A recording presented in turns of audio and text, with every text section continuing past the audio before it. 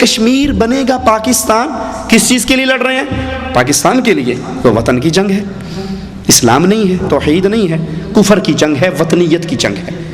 ٹھیک ہے، میری بات کڑوی ہے لیکن معاف کر دینا، چندہ لینے نہیں آیا، دوبارہ نہ بلانا، نہیں آؤں گا، ناراض ہو جاؤ گے تو. لیکن یاد کر لو، یاد کر لو، ہمارے پاکستان لاہور میں نے دیکھا ہے کئی تنظیموں کے جلسوں کو اشتہار چھپتے ہیں، تکمیل پاکستان، استحکام پاکستان، کہ کشمیر کی جنگ تکمیل پاکستان کی جنگ ہے، کشمیر کی جنگ استحکام پاکستان کی جنگ ہے. ایک مولوی صاحب بہت بڑے ہیں، میں نام نہیں لیتا، ان کی تقریر سن رہا، وہ کہنے لگے تم نہیں سمجھتے پاکستانیوں، اگر انڈیا کشمیر میں جیت جاتا ہے تو پھر اگلا اٹیک پاکستان پر ہوگا. ٹھیک ہے، یہ کشمیر کی جنگ پاکستان کے پانیوں کی جنگ ہے، پاکستان کا پانی روک لے گا انڈیا ہند میں، کشمیر میں. تو یہ سارے نعرے وطنیت کے نعرے ہیں، یہ لا الہ الا اللہ کے نعرے نہیں ہیں، یہ توحید کے نعرے نہیں ہیں. اور جو لاہور سے اٹھ کر سری نگر میں لڑنے کے لیے جا رہا ہے اور وہ کہتا ہے میں تو توحید کے لیے لڑ رہا ہوں، تو اس کو پوچھو تجھے لاہور میں حجویری کا دربار نظر نہیں آتا؟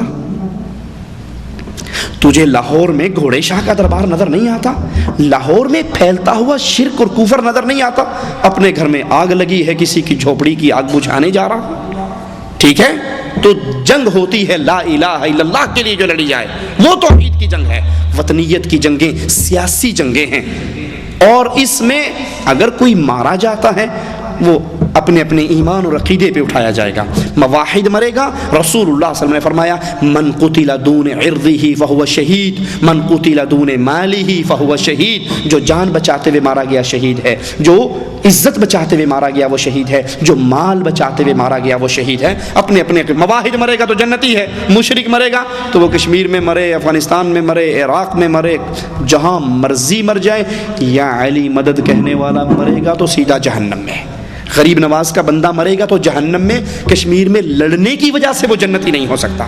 ٹھیک ہے، ایمان توحید پہلے ہے، باقی سارے عقیدے اور اعمال بعد میں ہیں.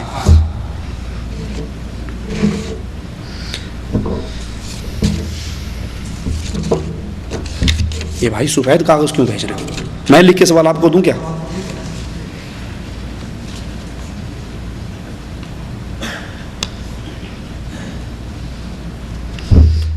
ہماری آجزانہ آپ سے التماس ہے کہ آپ 3 ہفتے کے بعد ICC میں آئیں اور وہاں جمعہ نماز کا خطبہ دیں. انشاءاللہ اللہ نے توفیق دی تو آئیں گے، اللہ نے چاہا.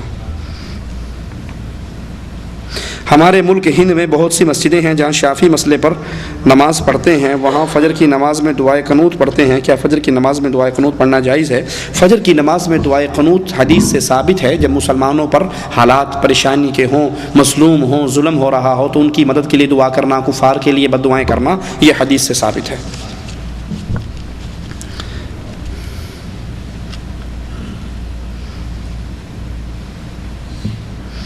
ایک آدمی داڑھی کٹاتا ہے، میں نے کہا یہ غلط کرتے ہو، داڑھی چھوڑ دو. اس نے کہا میری مجبوری ہے کیونکہ میں خود حجام ہوں، لمبی داڑھی رکھ کر کیسے یہ کام کروں گا؟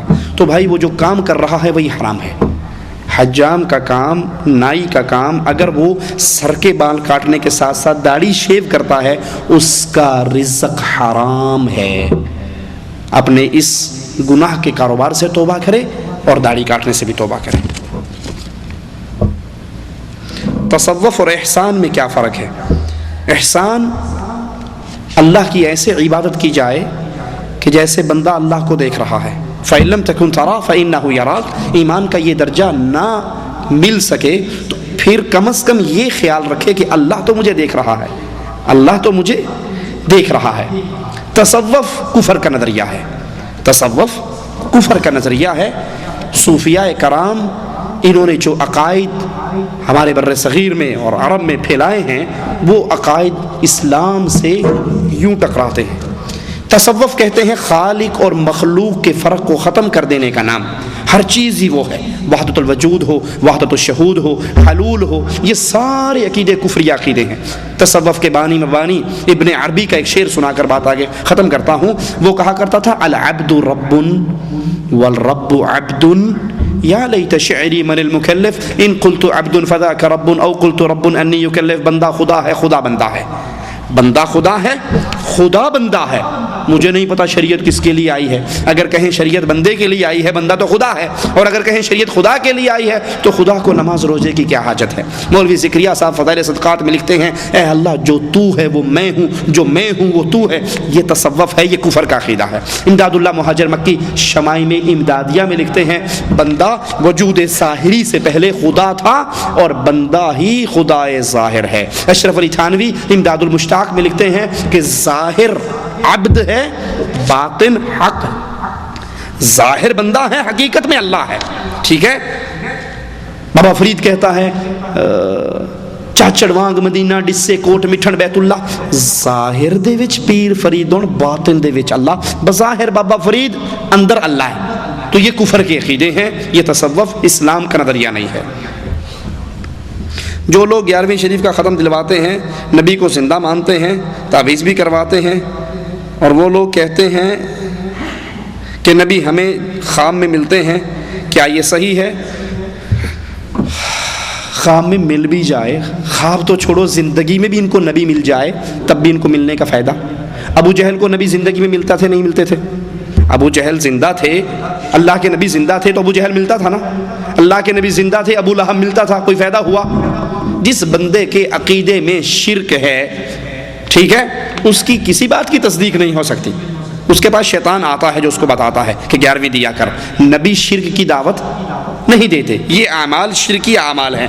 اللہ کے دیے ہوئے رزق کو غیر اللہ کے نام پہ بانٹنا شرک ہے. نبی صلی اللہ علیہ وسلم کو زندہ مانتے ہیں, زندہ مانتے ہیں, تو پھر جلسہ کرواتے ہوئے تقریر طاہر القادری سے کیوں کرواتے ہیں؟ Common sense. اللہ کے نبی کو کہتے ہو زندہ ہیں, سنا ہے ہر عاشق کے گھر تشریف لاتے ہو, ہمارے گھر میں بھی ہو جائے چراغاں یا رسول اللہ. ہیں دم بدم پڑھو درود, حضرت بھی ہیں یہاں موجود, آ گئے تاج والے. کرسی بڑی خوبصورت سجتی ہے. کسی نے پوچھا بھائی یہ کرسی اتنی پیاری ربیع الاول میں سجی ہوئی کیوں؟ کہا تجھے نہیں پتا گستاخ, ادھر اللہ کے نبی آ کر بیٹھیں گے. کہا اچھا جب آئیں تو مجھے دکھا دینا, میں بھی دیکھ کر صحابی بن جاؤں گا, صحابی کا مقام مل جائے گا, میں بھی زیارت کر لوں گا. کہا تو گستاخ ہے, تیری آنکھیں وہابی ہیں, دیکھ نہیں سکتی, تمہیں نہیں نظر آئیں گے. اس نے کہا میں اکھا بند کر لاں گا, میرا ہاتھ لوا دیا جی. نبی بیٹھے, ٹھیک ہے. آپ کے عقیدے کے مطابق نبی زندہ ہیں, آتے ہیں, موجود ہوتے ہیں, تو تقریر طاہر القادری صاحب کیوں کرتے ہیں؟ نبی سے خطبہ کیوں نہیں دلواتے؟ اب میں آپ کو مثال دے کے سمجھاتا ہوں. میرے شیخ اگر یہاں پہ آ جائیں, میرے شیخ, میرے استاد جن سے میں نے پڑھا, وہ یہاں پر آئیں, تو کیا خیال ہے ممبر چھوڑ دوں گا نا, میں ان سے درس دلواؤں گا. ابو بکر صدیق رضی اللہ عنہ وارضاہ جماعت کروا رہے, اللہ کے نبی ایک قافلے کی ملاقات کے لیے گئے ہوئے تھے, آئے, نماز میں شریک ہو گئے. ابو بکر رضی اللہ عنہ وارضاہ کو احساس ہوا کہ اللہ کے نبی آ گئے ہیں, تو وہ الٹے قدموں نماز سے پیچھے, مصلی سے پیچھے ہٹے. اگرچہ اللہ کے نبی نے ہاتھ سے اشارہ بھی کیا کہ کھڑے رہو, پڑھاؤ نماز, لیکن وہ پیچھے ہٹ گئے. نبی نے آ کے جماعت پوری کروائی. سلام پھیرنے کے بعد رسول اللہ صلی اللہ علیہ وسلم نے کہا کہ ابو بکر, میں نے جب کہا تھا تجھے کہ نماز پڑھاتا رہے, پیچھے کیوں اٹھا؟ کہا ابو قحافہ کے بیٹے کے لیے کیسے جائز ہے کہ رسول اللہ پیچھے کھڑے ہیں اور وہ امامت کے مصلی پہ کھڑا رہے. کہو پھر تم سے بڑا گستاخ بھی کوئی ہے؟ نبی کو اپنے اندر مانتے ہو, نہ ان سے تقریر کرواتے ہو, نہ ان سے امامت کرواتے ہو, نہ ان سے خطبہ دلواتے ہو. حقیقت یہ ہے کہ اللہ کے نبی اللہ کی جنتوں میں آرام کر رہے ہیں, دنیا سے مر کے جا چکے ہیں. اور تعویذ گنڈے کے بارے میں اللہ کے نبی کا فرمان ہے, من تعلق تمیمۃ فقد اشرک, جس نے تمیمہ تعویذ لٹکایا اس نے شرک کیا. سبحانک اللہم وبحمدک اشہد ان لا الہ الا انت استغفرک واتوب الیک.